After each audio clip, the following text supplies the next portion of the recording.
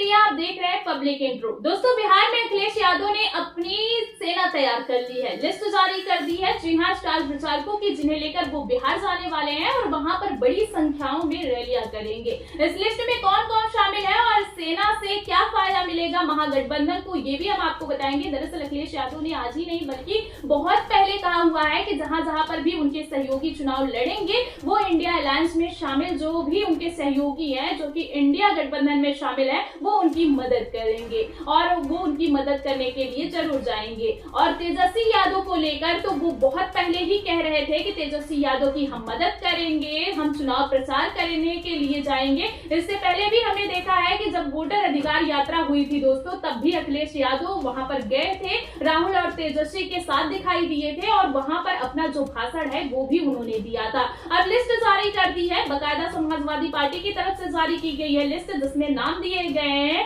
तो किन किन लोगों को इसमें शामिल किया गया है वो हम आपको नाम बताएंगे। इनमें कई बड़े नाम शामिल है जिनका असर बिहार में अच्छे खासे तरीके से पड़ सकता है। वो नाम कौन कौन से हैं ये भी हम आपको बताएंगे। लेकिन सबसे पहले दोस्तों ये जानना जरूरी है कि अखिलेश यादव आखिर यह कर क्यों रहे हैं। दरअसल अखिलेश यादव ने पहले भी तेजस्वी यादव को कहा हुआ है कि वो उनकी मदद करेंगे। इससे पहले भी वो कई बार जो प्रेस कॉन्फ्रेंस करते हैं, बातचीत करते हैं, तो वो बताते हैं कि हमारी तरफ से जो नेता है वो वहां पर जाएंगे। बिल्कुल वहां पर जाकर तेजस्वी यादव के मुख्यमंत्री बनाने के लिए जो भी करना होगा वो करेंगे।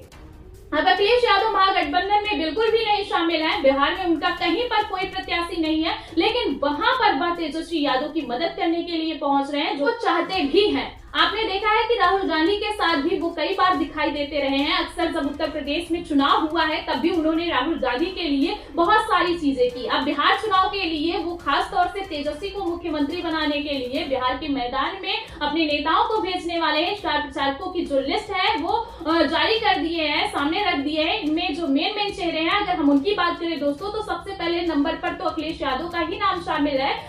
समाजवादी पार्टी के राष्ट्रीय अध्यक्ष अखिलेश यादव वो पहले नंबर पर है। लेकिन तीसरे नंबर पर भी बड़ा नाम है मोहम्मद आजम खान का। अगर आपको इनके नाम से अगर बताया जाए तो बीते दिनों आपने देखा था कि इनकी काफी ज्यादा चर्चा हुई थी। जब वो जेल से बाहर आए थे तब से वो लगातार चर्चाओं में है। अखिलेश यादव खुद रामपुर उनके घर उनसे मिलने गए थे और इसके बाद से ये चीजें साफ हो गई कि आजम खान समाजवादी पार्टी में ही रहेंगे और समाजवादी पार्टी के लिए ही काम करते रहेंगे। अब आजम खान को लेकर जाना बिहार में बहुत जरूरी हो गया है वो अखिलेश यादव के लिए, क्योंकि अगर हम आजम खान की बात करें दोस्तों तो उत्तर प्रदेश में वो बड़े मुस्लिम नेताओं में गिने जाते हैं और साथ ही साथ समाजवादी पार्टी के कई वरिष्ठ नेता भी जो है इनमें शामिल हैं और साथ ही बहुत सेंसिबल इनको कहा जाता है। उनकी बातों को सुनेंगे दोस्तों तो वो कभी भी उलझुल की बातें नहीं करते हैं, सिर्फ और सिर्फ सेंसिबल बातें करते हैं और समाज को ऊपर उठाने वाली बातें करते हैं। इसी वजह से उनको ले जाना बिहार में बहुत ज्यादा जरूरी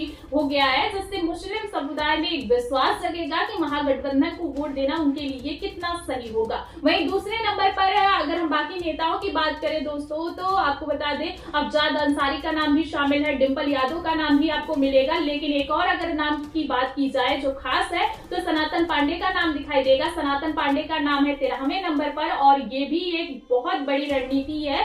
सनातन पांडे ब्राह्मण चेहरा है और बिहार में भूमिहारों का जो वर्चस्व है वो हमने देखा हुआ है कि किस तरीके से है, तो उन्हें भी अट्रैक्ट करने के लिए बड़े चेहरे को उतारा जा रहा है, जरूरत है, जो कि सनातन पांडे हो सकते हैं, ब्राह्मण समुदाय से आते हैं और भूमिहारों को भी वो मूव करने की जो कोशिश है वो कर सकते हैं। अब हम अगर बात करें और लोगों की तो अवधेश प्रसाद का नाम भी शामिल है। आपने देखा था कि अयोध्या में उनकी कितनी चर्चा हुई थी जब वहां से बीजेपी को हराकर वो खुद जीते थे। तो लोकसभा में जब भी जाते हैं तो वो अखिलेश यादव के पीछे दिखाई देते हैं, अखिलेश यादव के आसपास स्क्रीन पर दिखाई दे जाते हैं ताकि ये पता चले कि अयोध्या में बीजेपी को जिसने हराया था वो कौन है। अब अवधेश प्रसाद पारसी समुदाय से आते हैं और साथ ही दलित समुदाय से आते हैं, इनका नाता भी है, तो इसीलिए उन्हें अपने साथ ले जाना भी बहुत जरूरी है। वो एक बड़े दलित चेहरे के रूप में भी देखे जाते हैं और खासकर उन्होंने बीजेपी को हराया है, इस वजह से उनका काफी नाम होता है और बिहार में लोग उन्हें सुनने के लिए जरूर आएंगे।